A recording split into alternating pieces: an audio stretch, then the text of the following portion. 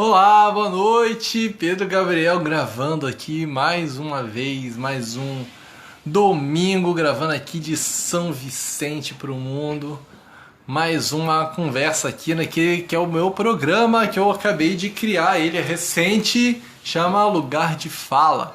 E por que é um lugar de fala? Que é um espaço em que, primeiro, eu falo aquilo que eu sinto que é importante, que pode ajudar as pessoas, porque me ajuda. E também é um espaço para que você possa se expressar aqui, poder falar e às vezes até poder realmente debater e a gente possa crescer nessas conversas. Então, já dá boa noite aqui para a Gabriela, minha grande querida amiga, está chegando por aqui. Boa noite, Gabi. E hoje eu queria trazer, primeiro preciso me apresentar, né? Talvez você esteja chegando aí e não sabe quem eu sou. Eu falei, eu sou Pedro Gabriel e que cara é esse, né? Hoje eu me coloco aqui como um especialista em superação de traumas e em ansiedade, mas hoje eu quero falar sobre algo que para mim é muito importante falar, que talvez eu tenha demorado até para tocar, porque, sei lá, curiosamente muita gente fala que as minhas opiniões, minha forma de pensar é meio polêmico, é meio chocante, mas eu confesso que eu tenho um certo medo da polêmica. Então o que eu tenho que fazer? Hoje eu tenho que vencer esse medo, né? Então vou ter que falar de algo que para mim é muito real, eu sinto isso porque eu já estive do lado de lá, eu já fui um usuário de espiritualidade e daqui a pouco vocês vão entender por que eu estou falando isso e hoje eu vou falar um pouquinho sobre o que eu vejo e que eu chamo de espiritualidade de consumo, tá? Por que espiritualidade de consumo? Óbvio, porque também a gente fala que tem nossa sociedade de consumo, eu estou falando dessa espiritualidade de consumo, né? As coisas não têm uma ligação, mas é para a gente poder conseguir entender, fazer uma ligação disso aí, sobre o consumismo de espiritualidade, é o consumismo o espiritualidade de bolso, sabe? Não tem a ver com um livro que você carrega nele, tá? Não tem a ver com ter um livro de bolso, não é disso que eu tô falando. Mas eu tô falando dessa espiritualidade meio vazia, que eu posso dizer assim, que acaba acontecendo porque as pessoas hoje em dia elas estão procurando cursos para tudo e elas querem cursos até mesmo para poder acreditarem, um curso sobre como confiar, né? Como se tivesse realmente um caminho, alguém pudesse te mostrar isso, além de você mesmo encontrar seu caminho. Ah, que legal, ó. Exatamente. Pô, total, Luiz. Ó, o Luiz comentou aqui, ó. Boa noite, irmão. Adorei as borboletas, nada mais significativo. Pois é, cara, tá tudo mudando. A minha casa tá mudando. A gente tá deixando um monte de coisa que tinha aqui em casa ir embora, porque a gente também tá ficando mais leve para poder voar e algumas coisas mudam, né? A gente sai de lá, dói, a gente conversou sobre isso, dói, vem medos, vem um monte de coisa, mas tem algo aí mudando, não é verdade? Hoje eu tô até aqui, ó, tô até aqui disfarçado de monge hoje, porque me disseram que eu fico bem, sabe? Então eu falei assim, tudo bem, então eu vou ficar bem, assim, para poder falar sobre isso, quem sabe eu não fico mais à vontade também, né? Até um fundo branco, chega a parecer que a gente tá, não sei, né? Algumas pessoas vão achar que eu tô no céu, eu diria que parece o hospício. Mas bora lá.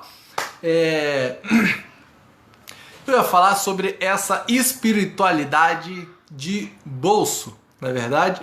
Essa espiritualidade que as pessoas estão comprando cursos e cada vez mais as pessoas querem fazer constelações sistêmicas para 10, 30, 40 coisas direto, elas querem comprar, elas querem consultar.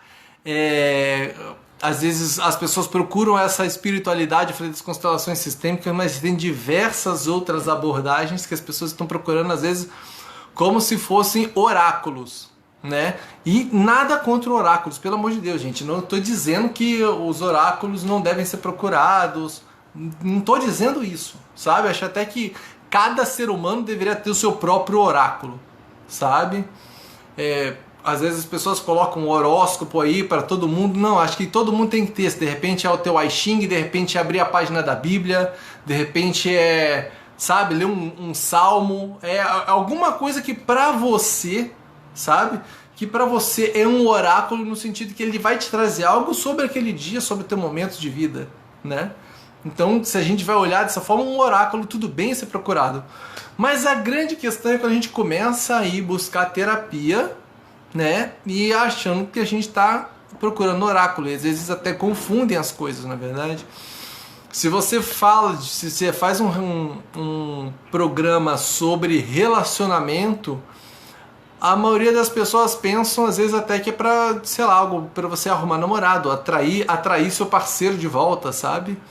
Tem gente que acha que tem a ver com isso, sabe? Encontrar sua alma gêmea. E de verdade, cara, olha, eu já vou falar algo assim, que pra mim, meu interessante ponto de vista, como algumas pessoas poderiam dizer, meu interessante ponto de vista sobre isso, cara. Antes de você encontrar a tua alma gêmea, encontra a tua alma. Sabe? Encontra a tua alma. Aí você vai conseguir até se reconhecer. Se a tua alma é gêmea, você precisa aprender a se reconhecer, né? Então você tem que aprender a olhar para você. Não tem como encontrar a sua alma gêmea. Não adianta você sentar na frente de alguém e mentalizar e lei de atração e blá blá blá, enquanto você não olha para você. Então tem muita gente vendendo isso, sabe? E eu falo pra você, é a coisa mais fácil que tem de ser vendida, é isso, relacionamentos. Posso dizer pra você que é uma das áreas que se a pessoa resolver ser terapeuta e lidar só com relacionamento, não falta cliente pra ele, sabe? E principalmente se ele resolver trabalhar com isso. Então muitas pessoas olham isso como uma fonte de renda, sabe? E ela sabe que isso não vai te trazer uma solução. Então você vai ter que fazer o quê? Vai ter que vir ano que vem. Vai ter que voltar na próxima turma. Vai ter que fazer mais não sei quantas sessões, sabe? E às vezes vão dizer até assim, né, pra você, é porque você não está escolhendo, você não está fazendo escolhas, são as suas crenças limitantes que estão te impedindo isso. Você que está apegado nessa crença, sabe? E às vezes quem tá ali comprando começa a se sentir um idiota, sabe? Porque tipo, nossa, todo mundo consegue mudar a realidade, por que eu não consigo? A minha, sabe? E o terapeuta vai falar, e de verdade, o terapeuta às vezes a mudança é simples, mas quando o cara joga pra cima de você essa responsabilidade, joga pra cima do cliente, sabe? Então, por exemplo, eu vou falar para você que eu vou te vender um serviço, tá bom?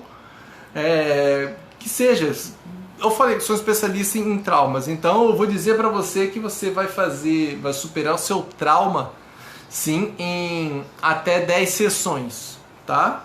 Mas se você não conseguir, é porque você não entendeu, sabe? É porque você não se esforçou. E de verdade, quando eu me proponho e digo o que eu faço, né? Quando eu faço essa promessa, eu tenho uma promessa dentro do meu trabalho, e se eu não posso entregá-la, isso é extremamente perigoso, cara, sabe? Porque é louco, principalmente se você vai para uma vivência, você vai numa vivência e tem 50 pessoas lá na vivência, aí 10 realmente vão lá e sentem aquela coisa toda incrível, aquela mudança. Mas aí você viu e você não sentiu aquilo. Você fica sentindo que, sei lá, cara, acho que eu sou mais atrasado que ele. Você fica achando que tem uma coisa certa a se sentir, sabe? Uma emoção certa, sei lá, uma forma de se comportar certa. Porque muitos de nós estão comprando essa espiritualidade que talvez vocês não queiram admitir, talvez as pessoas não consigam admitir, mas muitos dizem assim, eu não tenho religião, eu tenho espiritualidade. Mas segue os princípios daquela espiritualidade, mais louco, como se fosse uma religião. Transforma essa filosofia dele num dogma. E eu falo, isso é muito doido, sabe? Uma coisa que é muito forte, que eu posso dizer assim, olha, nas constelações sistêmicas a gente parte-se do princípio que o cara que vai trabalhar com as constelações, ele consegue se colocar numa posição de não julgamento, sabe? E tem gente que não consegue, e tem gente que tá atuando como constelador e julga. E o cara, ele fica se sentindo terrível porque ele tá julgando, sabe? Ele fala, nossa, é mesmo, eu ainda preciso trabalhar algumas coisas em mim. Cara, sempre começa do princípio que primeiro você tem que aceitar o que você sente. E aqui eu entro para poder falar com os meus amigos terapeutas, terapeutos, coaches, seja lá o que for, você que está aí trabalhando no ramo de ajuda, professor, você que é pai e mãe em casa, tá? Sabe? Que está pensando nisso, que são pessoas que estão ajudando, estão passando esse processo, às vezes, de como se fosse de colaborar para os outros. Às vezes a gente acha que nós somos piores do que nossos clientes. Vamos dizer assim, nossa, eu sou o meu cliente, sei lá, os meus clientes conseguem transformar suas vidas, eu estou transformando a vida das pessoas, mas eu não consigo transformar a minha, sabe? Nossa, eu como coach, sei lá, eu fiz uma vivência, um moleque não conseguia fazer nada, agora o cara está performando alto, é um empresário, mas eu mesmo ainda não consegui decolar na minha carreira. O que eu estou fazendo de errado? Então você começa a achar que, ou às vezes por não estar no sentimento perfeito, e eu falo principalmente a galera que trabalha com essa espiritualidade de consumo, que às vezes cai na besteira, que eu vou te falar, na besteira, sabe? De focar nas coisas para prosperidade, sabe? Então, olha, não estou dizendo que não funciona, gente, tá? Não estou dizendo que não funciona, mas começa a se falar sobre esse espaço de essa questão de prosperidade, isso aumenta absurdamente no momento que o país está em crise, sabe? E que vamos dizer assim, em crise, tá acontecendo uma coisa, tem uma galera desempregada e não sei o que, e eu vi uma história de um cara, é muito legal assim, a gente vender, quando você começa a falar, eu estudo pra caramba e ensino também sobre marketing digital para terapeutas, e eu conheci uma história de um cara que vende um curso de R$1.100, sabe? Para ajudar as pessoas a se livrarem das dívidas. Cara, ele vende um curso de R$1.100 para pessoas que estão endividadas, tá bom? E ele ajuda essas pessoas a realmente alcançarem o sucesso, a alcançarem aquilo, se livrarem das dívidas. Então, cara, isso existe. Existe um trabalho muito sério de uma galera que está trabalhando e está realmente entregando. Mas você entende essa proposta? Mas você entende como soa estranho quando eu faço para você uma proposta, sei lá, eu te faço sei lá, quando eu te faço uma promessa de verdade, de prosperidade. E na hora que eu te falo de prosperidade, na cabeça passa, poxa, eu preciso ter dinheiro, preciso de algumas coisas, mas aí a gente expande. Prosperidade é ter saúde, é ter criatividade, é ter sua casa, é o exercício da gratidão, um monte de coisas, sabe? E cara, a gente vai aprendendo essa questão toda do agradecer, e a gente nem sempre esquece que todos esses valores que aparecem nessa espiritualidade também estão dentro das religiões. Muita gente critica o pastor que está ganhando milhões de dinheiro com a fé alheia e não se liga no cara que às vezes está vendendo, sei lá, coaching quântico que vai transformar teu DNA, tá ligado? Falando de um bagulho como se fosse algo extremamente, nossa, mega escabroso, mas que todo mundo faz toda hora, sabe? Que é um superpoder que todo mundo tem. Eu posso dizer assim, todo mundo tem, não tem aquela pessoa ali fazendo, mas as pessoas realmente acreditam. A gente, sei lá, a gente transforma essa galera, a gente personifica, sabe? Esses ideais. Então, sei lá, eu personifico o cara que era... É muito legal, porque todo mundo, quando você fala sobre você se permitir sentir, poder demonstrar raiva, todo mundo fala do Gaspareto, sabe? Todo mundo me fala, cara, nossa, eu adoro o Gaspareto. Cara, legal, você adora o Gaspareto porque ele pensa parecido com você. Então só assume que você faz isso, sabe? Tipo assim, eu faço igual, pra mim eu faço igual o Gaspareto. Como se bem, ó, se o Gaspareto pode fazer, então eu faço. Não, cara, se permite sentir, se permite fazer o que quer, sabe? E deixa eu ver aqui agora a Gabriela. Calma aí, vamos continuar, tá? E quando as pessoas não gostam das respostas do oráculo, a culpa não é minha, baralhar as cartas direito. Isso. Ah, pode crer, baralhar as cartas direito. Eu entendi o que ela falou aqui. Ela tá voltando lá na parte do oráculo, que ela pergunta que justamente as pessoas não acreditam. E eu vou voltar ali, foi muito importante você trazer. As pessoas não acreditam em oráculo. E eu falo pra você também, as pessoas também não acreditam em terapeuta, tá? Enquanto a resposta não for a resposta que ele quer, sabe?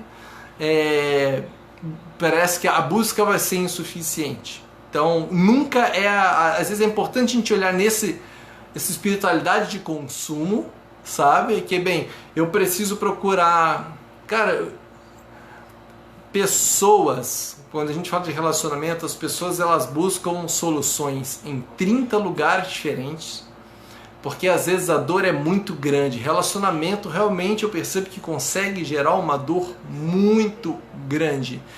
E não é todo mundo que se sente bem para poder lidar com essa dor, sabe?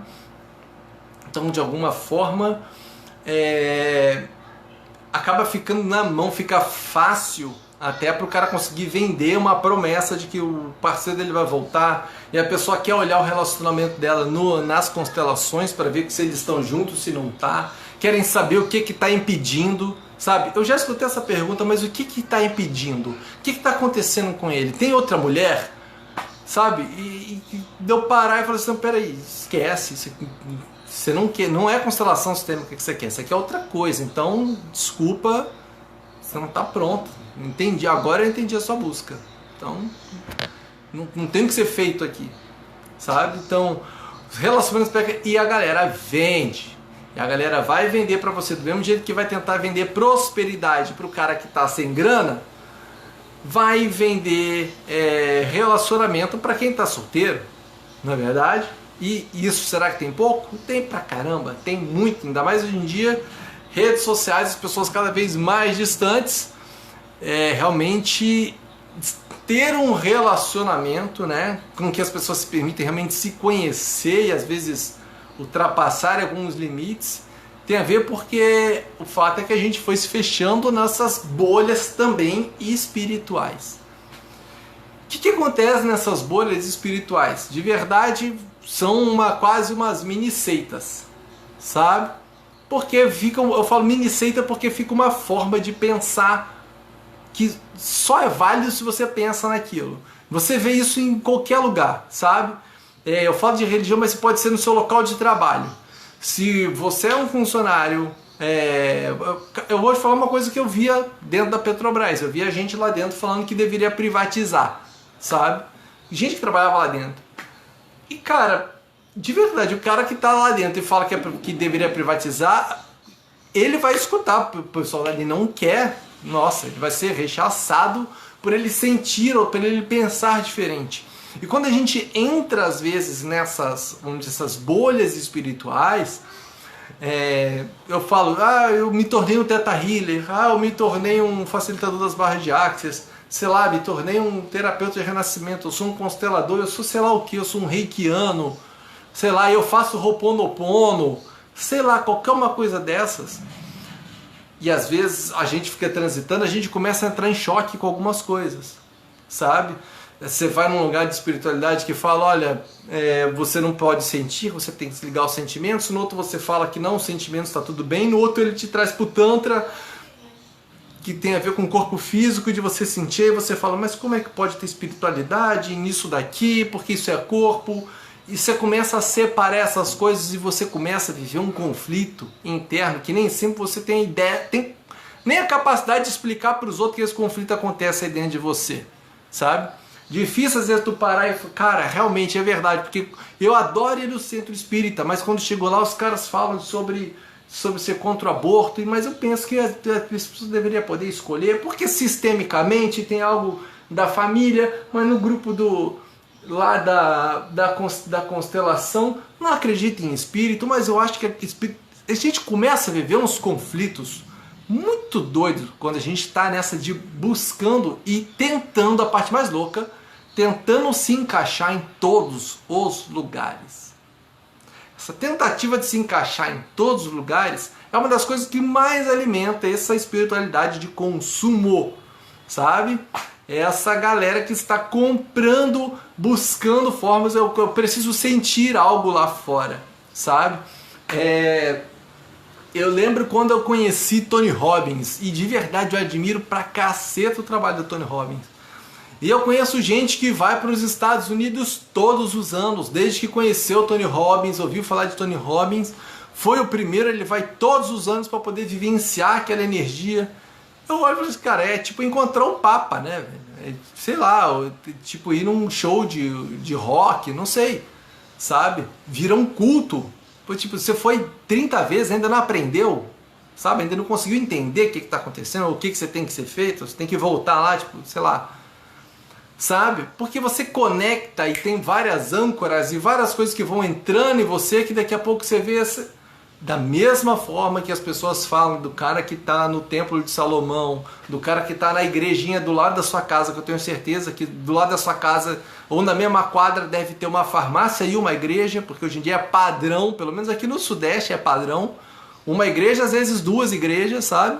Às vezes tem um carrinho de dogão, mas é uma igreja, uma farmácia, uma por esquina mais ou menos. Aqui na Baixada Santista tá assim, não sei aí, mas as coisas vão ficando meio assim, sabe?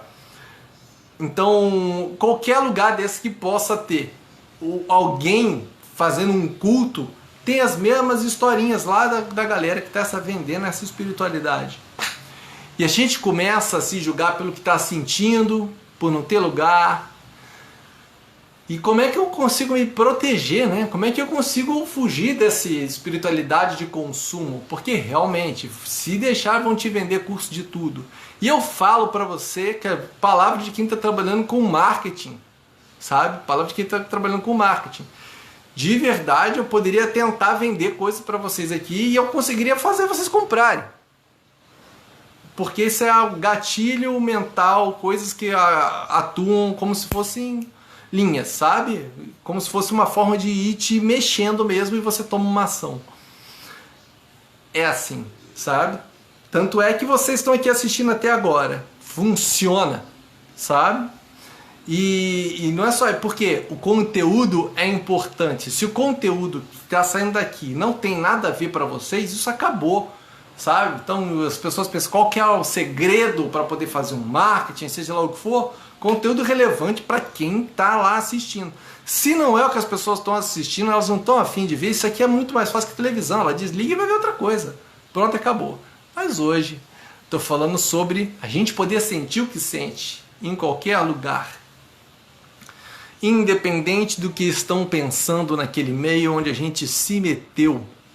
Mas principalmente independente daquilo que a gente inventou na nossa cabeça sobre o que é certo ou errado.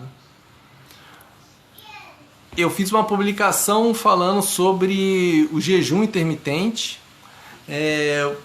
publicando um trecho do que estava acontecendo no segundo dia, o que eu estava sentindo. Eu falei que sobre estar acessando uma tristeza muito profunda.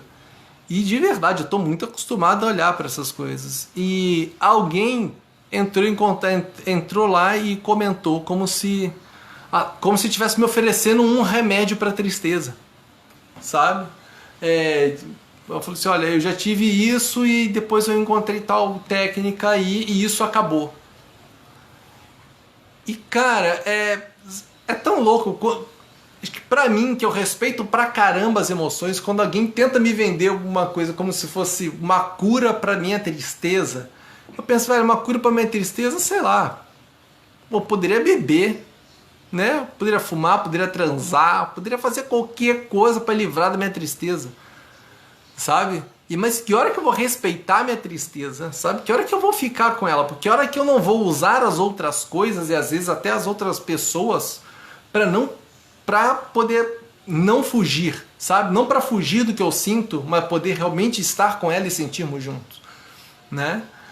Então, a gente precisa acabar com essa ideia de que suas emoções são uma doença. A gente precisa acabar com essa ideia de que suas emoções estão doentes, ou seus sentimentos estão doentes, o que você está sentindo está errado, você está desequilibrado.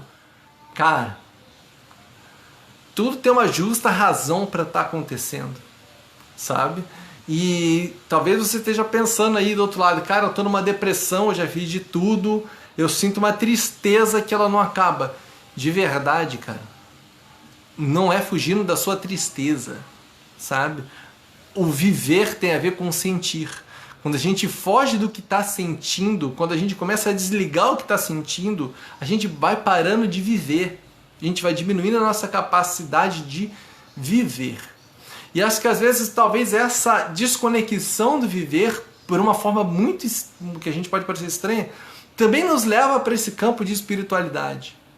Tem muita gente que descobre a vida dentro da espiritualidade, mas muitas das vezes essa busca da espiritualidade é uma fuga daquilo que você está vivendo aqui. Então também entra naquele caso do cara que quer procurar o que aconteceu na minha vida passada, o que foi, eu preciso fazer regressão para saber porque isso aqui não pode ser dessa vida, eu sinto um monte de coisa. E as pessoas ficam olhando, até olham para as constelações e falam, isso é coisa do meu sistema, ou então é a culpa do sistema da minha esposa, é o sistema da minha esposa que está ferrando com o meu sistema. Então as pessoas começam a achar, sabe, a tentar responsabilizar alguma coisa pelo que está acontecendo na vida. E a gente fala, e essa moça veio falar comigo sobre escolhas, né? Que a gente escolhe o que você quer sentir. Cara, de fato, eu não acredito que a gente escolhe bem o que a gente quer sentir, sabe? Você pode fazer um processo mental que vai resultar numa coisa diferente, mas escolher sentir, não. Mas a forma como a gente sente, isso pode ser diferente. Eu posso sentir, e eu falo pra você de verdade, eu posso dizer que é uma alegria, sabe? Olha lá, o Luiz falou, perfeito. Eu acreditar que inteligência emocional é não sentir ou controlar certas emoções. Exato, Luiz. Muitas pessoas acham que isso é inteligência emocional. Mas o que eu vinha trazendo, né, antes disso, eu ia falar sobre quando a gente começa a entrar em contato com o que sente e realmente ficar com ele sem tentar justificar, sem tentar olhar a história, sem às vezes até tentar entender a tristeza, né? Tanto é que eu escrevi ele justamente porque o significado, às vezes a gente tem uma necessidade de dar significado e isso está tudo bem, isso faz parte do processo da mente. Mas o sentir, o permitir-se sentir, é o que a gente pode chamar de cura. Eu ia dizendo que para mim é uma grande felicidade poder entrar na minha tristeza, poder chorar, sabe? Poder falar com um amigo, como eu converso com... Cara, boa parte das pessoas que passaram por aqui são meus amigos, sabe? Alguns são clientes e amigos, outros são amigos e clientes, mas são todos amigos. Então, eu falo deles sobre a minha tristeza, sobre, às vezes, meus medos, sobre vivendo, sentindo como se tivesse difícil. Falo mesmo, me abro junto com essa galera e eu acho que muita gente fala assim, Pedro, você é muito corajoso. E cara, eu acho que essa é uma coragem que tem a ver com valorizar o outro também, sabe?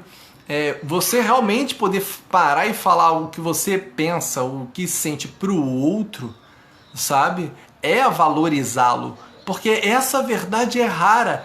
Cara, eu acho que eu falei disso com o Lee, já falei disso aqui em outras lives. Cara, o produto mais raro e mais caro do mercado é a verdade. Por mais assustador que seja, é a verdade.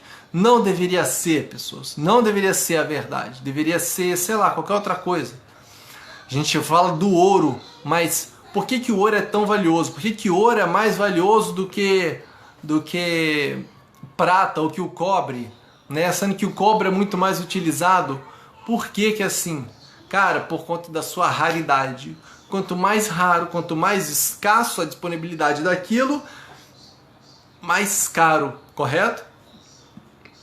E hoje, se vocês observarem, Uma vivência online, ou seja, lá o que for que você vai participar de um curso online, ele tem um preço X. Sei lá, ele tem um preço, sei lá, eu vou dizer um valor assim, sabe? O preço de um curso online às vezes é R$1.000, sabe? O presencial, 3.000. Aí você fala, cara, mas como assim? Né? Um eu assisto de casa, 1.000 e tanto, no outro eu tenho que sair daqui e ir até lá para poder estar com a pessoa. Entendem? A presença, o estar com o outro se tornou uma coisa mais cara, porque a maioria dos relacionamentos agora são essas coisas distantes. Fato, essas coisas. Internet, mensagem, seja lá o que for. Então muitas das vezes é isso. E esse encontro, esses presenciais vão se tornando cada vez mais caros, porque a nossa presença é rara. Se você prestar atenção, como eu falei do cara que todo ano ele vai lá no Tony Robbins, pergunta se todo ano ele faz uma visita para a mãe dele. Se ele passar o tempo, se ele vai para um outro país para poder ver a mãe dele. E eu falo isso mesmo, quanto tempo você às vezes está se ligando, quantos dias, quanto tempo você passa assistindo um vídeo, das vezes, daquele guru, e você não passa às vezes falando com a pessoa que para você é importante, é o seu pai, sua mãe. Sei lá, a pessoa que você gosta, alguém do trabalho que você gosta. Quanto tempo você passa, sabe? E às vezes a gente acaba passando muito mais tempo com um cara que eu nunca vi, sabe? Às vezes eu passo muito mais tempo com um cara que eu nunca vi do que com as pessoas que estão aqui, do meu lado.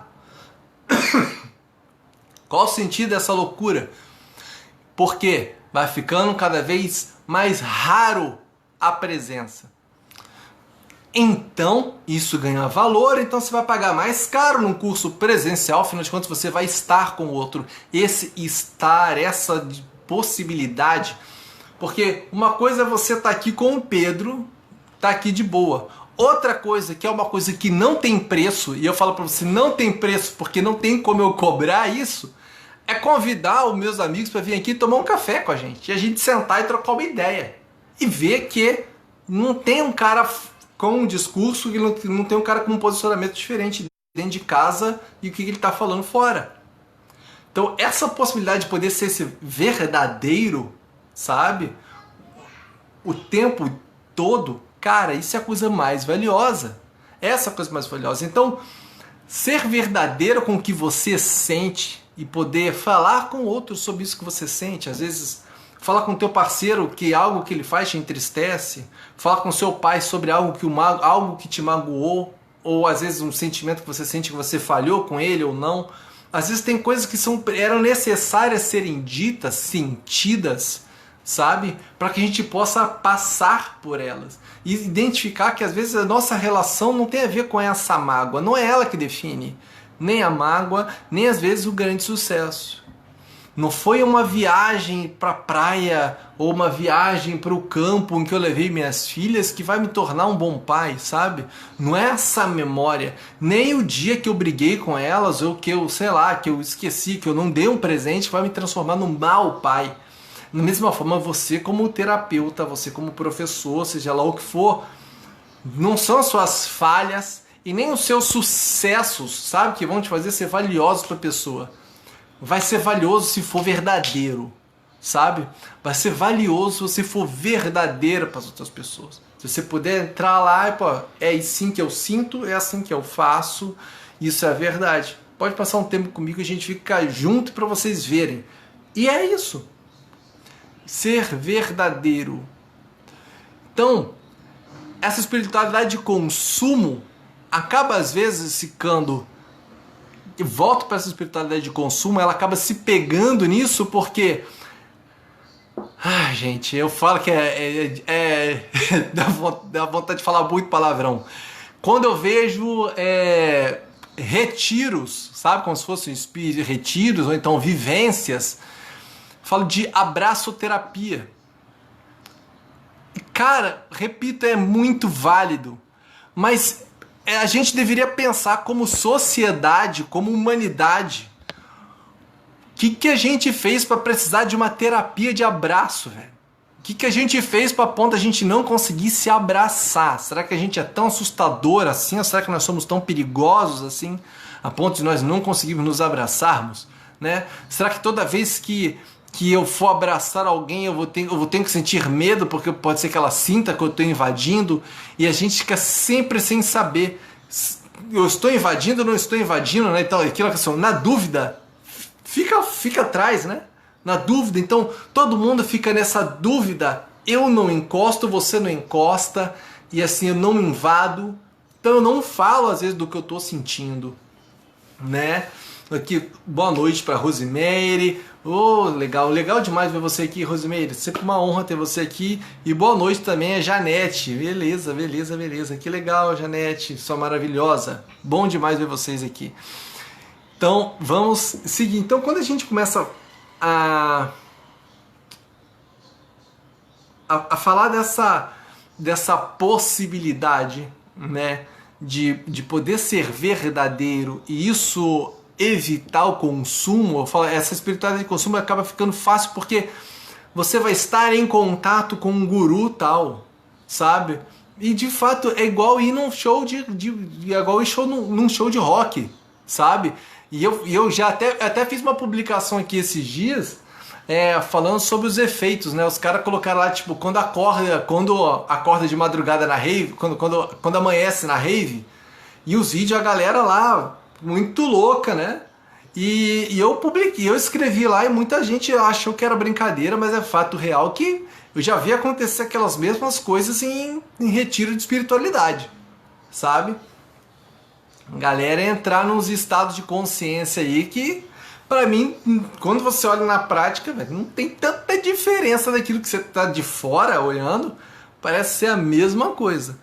Então, tem muita, eu falo essa questão porque é uma parte do marketing que as pessoas não se dão conta, que a gente chama que é o marketing de experiência, que tem a ver com a experiência do usuário, sabe? A experiência que o consumidor vai ter. Então, quase que eu falo, essa sociedade do espetáculo exige também que um evento de espiritualidade tenha efeitos especiais, sabe? Tenha cortina de fumaça, telão, tecnologia, música alta. E não, música alta não, então não vai ser música alta não, vai ser uma banda, sabe? Um cara que vai trocar uma flauta nativa, não sei, nativa dos Andes. Um amigo dele toca um derbaque, o outro toca um djembe. Cada um vai tocando um instrumento desse, então, só que a gente vai fazer mantra agora, sabe? Mas tem um jogo de luz, sabe? Tem um telão, tem uma cadeirinha maneira para tu sentar. Então a gente começa a colocar efeitos especiais até nos eventos de espiritualidade, sabe? Porque precisa ser marcante, essas experiências marcam. E você fica com... pode ser bem estranho, mas algumas pessoas elas não se dão conta, mas elas sentem medo, sabe? Por conta da quantidade de efeito, quando alguém joga um monte de luz na sua cara, dispara uma coisa muito louca de medo e nem todo mundo se dá conta, mas isso também é uma forma de te hipnotizar, sabe? É uma forma mesmo de te hipnotizar e mandar informação lá pro teu subconsciente.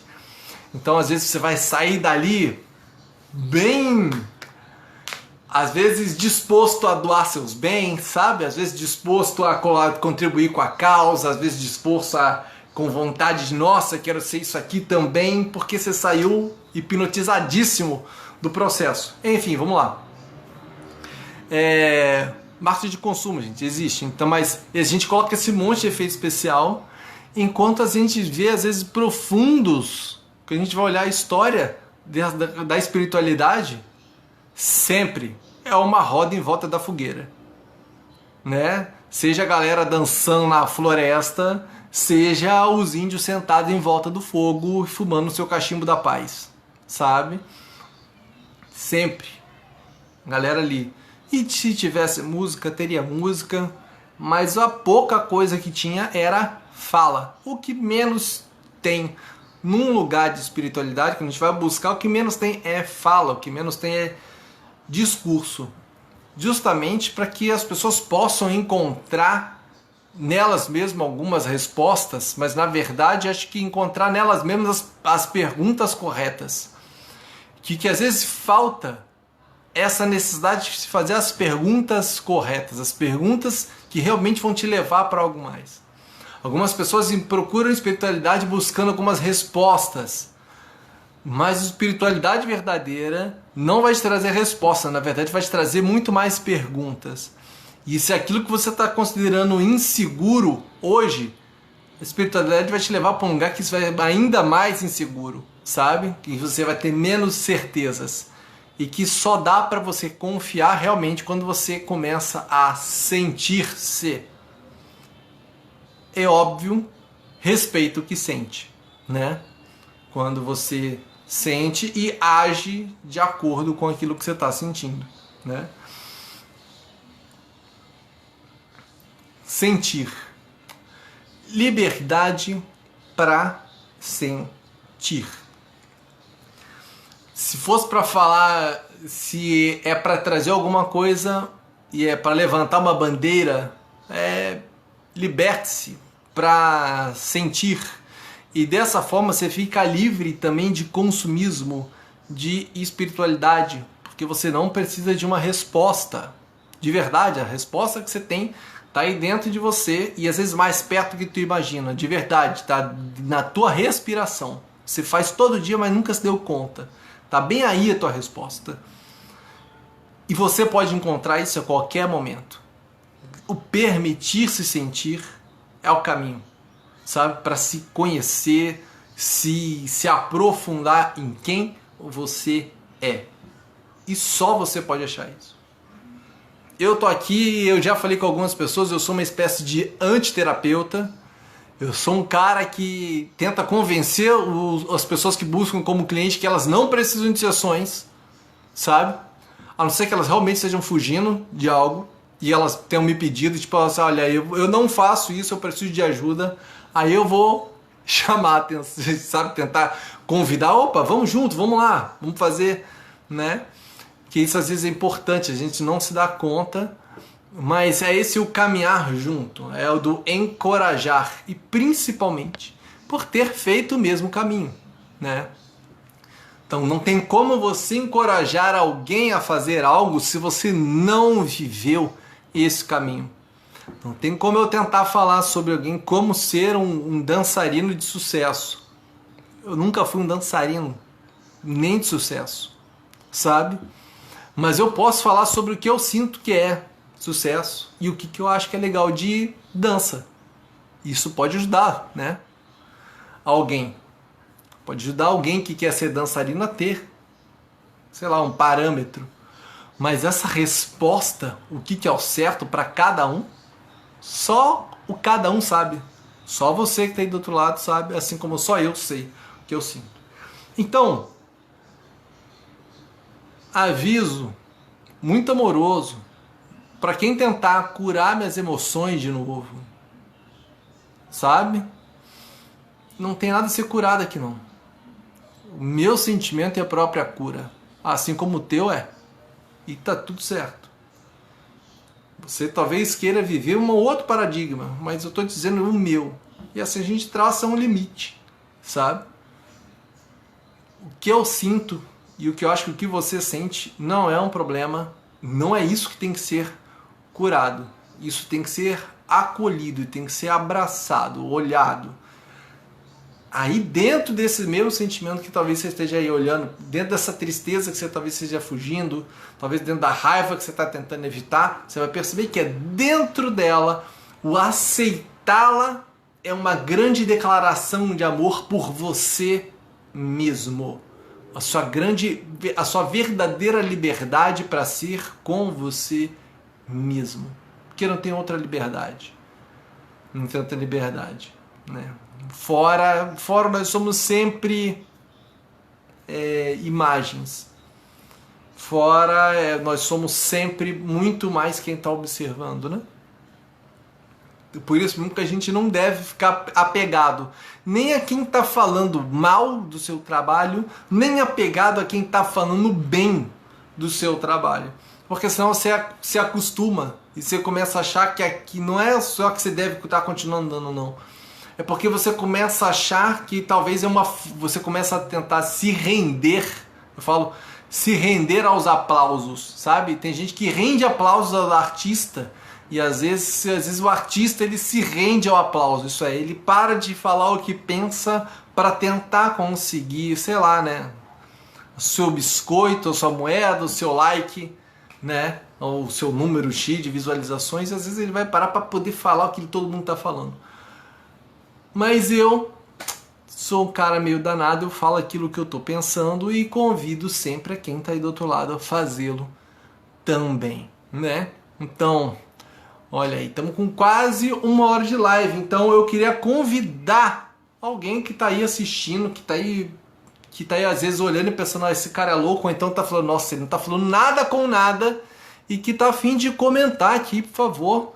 Pode chamar, tô vendo que tem uma galerinha que mostra a câmerazinha ali, pode entrar aqui e me chamar ao vivo pra gente poder falar, fica à vontade, tá bom? A hora que você quiser.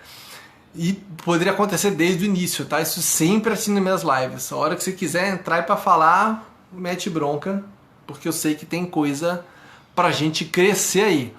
Mas enquanto isso, o que eu tenho a falar? Vou falar de algumas coisas interessantes, né? Eu falei que eu estava fazendo o jejum intermitente e eu encerrei ele no 2º dia. De fato, eu tenho interesse em fazer um jejum mais prolongado. E, cara, eu falo para vocês, eu me dei meio mal nesse jejum, tá? Eu já tive mais cuidado com a minha alimentação, sabe? E eu tentei fazer mais uma transição como se eu estivesse me alimentando saudável, como antes. E realmente não foi uma experiência muito legal, não. Fiquei meio mal no segundo dia, depois das 36 horas. Eu queria experimentar as 48, eu já tinha feito 36 e não foi legal, não foi bem, não rolou. Isso é bem legal, né? Acho que principalmente porque entrou um processo emocional que eu vi, que como eu falei, de entrar num processo não só de perceber tristeza, mas eu também pude ver um padrão de às vezes não conseguir, às vezes não conseguir identificar, na verdade não só identificar, você até identifica, mas não conseguir agir em algumas coisas que estão te fazendo mal, mas você não age. Sabe?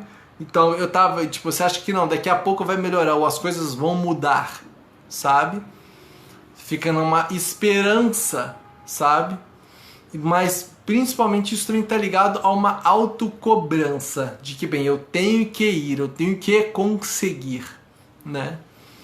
E o me render, né? E eu percebi, olha, cara, mas não tá, realmente tá me fazendo, tô me sentindo mal.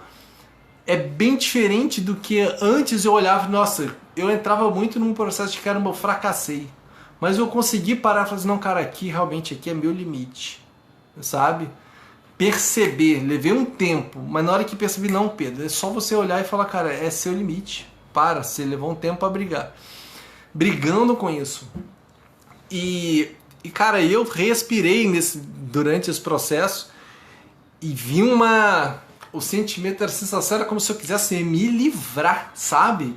Como se tivesse amarrado e quisesse, a sensação vinha no corpo inteiro, como se quisesse deixar várias coisas. E aqui em casa, como o Luiz falou aqui, negócio das borboletas também, né? Então, tipo, cara, e a gente tava vivendo um processo muito interessante aqui em casa, que é realmente de deixar, né? De tirar a massa, tirar a casca e ir deixando essa coisa, sabe? Para um outro renascer. E é muito doido isso, eu falo, porque tá acontecendo cada vez mais cedo. Antigamente, igual eu falei, eu levei não sei quantos anos para poder mudar de emprego a primeira vez. Eu falo assim, a minha forma de trabalhar mudou de um ano para o outro, e ao longo desses 3 anos que eu estou atuando como terapeuta, mudou muito o posicionamento, a forma de falar, Essa forma aqui de falar o que pensa, eu já encarei isso como se fosse um problema, sabe? Já encarei isso como se fosse um problema, como se eu devesse tomar conta das minhas palavras, sabe? Ou dos meus assuntos, porque é uma síndrome que a gente chama de síndrome do patinho feio, sabe? Você acha que você é, sei lá, tem a ver até com o próprio nascimento, sabe? Então você acha que tem a ver com o teu, sei lá, de se sentir como se fosse, eu não sou desse lugar, né? Você sente que você não pertence àquele lugar, como se fosse um intruso, né? Então, que eu achava que eu estava errado, porque muita gente fala, né? É curioso, as pessoas falam para você sobre o que você não deve falar. Muitas pessoas falam que criticam, né, a censura e falam, poxa, o Brasil não pode ter censura, as coisas não podem ser censuradas. E não se dá conta do quanto a gente censura uns aos outros, o que o cara falou, ao mestre, seja lá o que foi, a gente vai censurando tudo e todos, né? E eu faço as minhas censuras aqui, sabe? Eu coloco a minha forma de pensar, uma censura de alguma forma ao pensamento do Henrique, ao pensamento da Joaninha, do Flavinho, sabe? Porque são diferentes. E como esse aqui é o meu lugar de fala, eu coloco a minha fala, o meu pensamento. E eu espero que o Joãozinho, o Julinho, o Henrique tenham o espaço de fala deles para que eles possam falar também, sentir também, expressar o que sentem. Eu espero que cada um de lá, que eu vou repetir, espero que cada um de nós possa parar e falar sobre o que sente, sobre aquilo que realmente acha importante. Porque pode ter certeza, isso é o que vai nos aproximar, isso é o que vai nos salvar, sabe? Nos conectarmos. É impossível me conectar ao problema que está acontecendo na Amazônia, ao problema que está acontecendo no petróleo no Nordeste, se eu não consigo me conectar à necessidade do meu vizinho, e às vezes as pessoas estão da minha casa, das minhas próprias necessidades, sabe? Então, se a gente começar a se conectar, que acho que é isso que faz sentido, né? Já que a gente convive, se nós começarmos a nos falarmos mais, nos vermos mais, nos encontrarmos mais, dividirmos mais, sabe? Sem meias palavras. É engraçado que às vezes tem algumas pessoas que eu adoro, que parece que a gente tenta se falar em código, porque... não sei, acho que é uma forma, às vezes, até não sei se isso é uma forma de preservar... não é preservar um espaço, acho que é uma intimidade que... sei lá, acho que talvez esse código exista, né?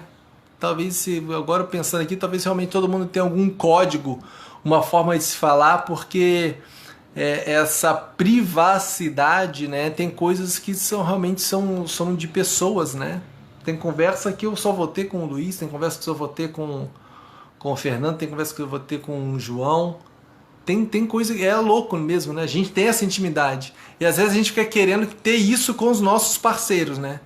Às vezes a gente acha que com os nossos... e tem duas coisas. Tem um parceiro que acha que ele tem que ser o assunto de sempre, né?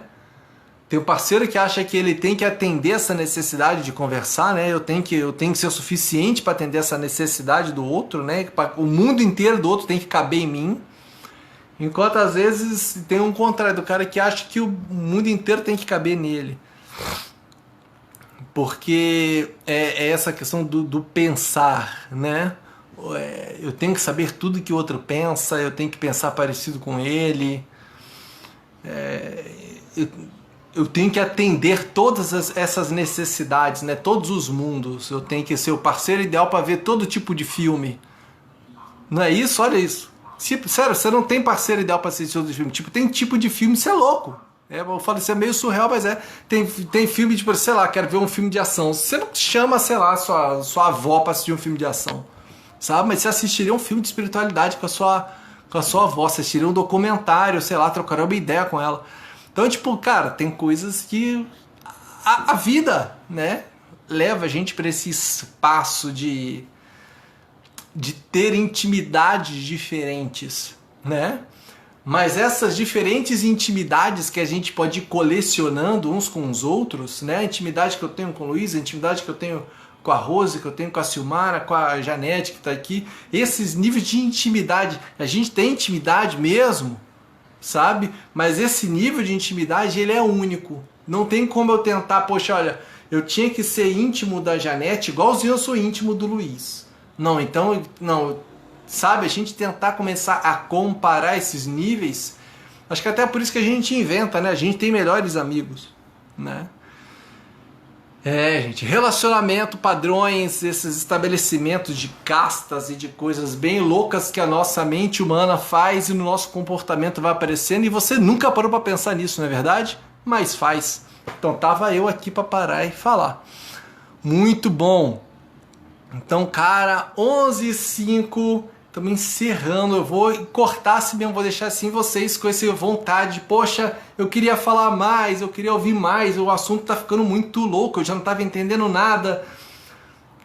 Então, se você gostou, cara, vá lá, comenta aí, achou que é legal e tal, fala o que você sentir que seu coração tá mandando, sabe?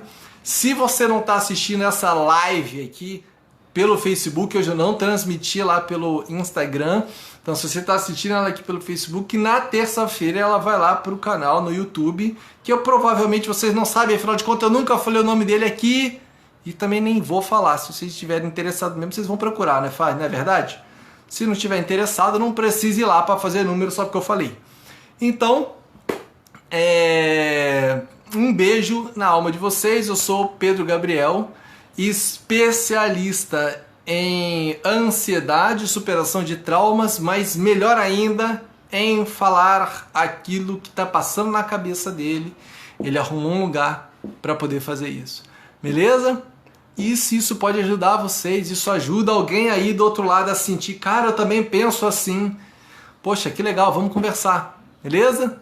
Pode mandar mensagem por aqui, pode mandar direct, pode fazer o que foi para a gente poder conversar, que vai ser um prazer.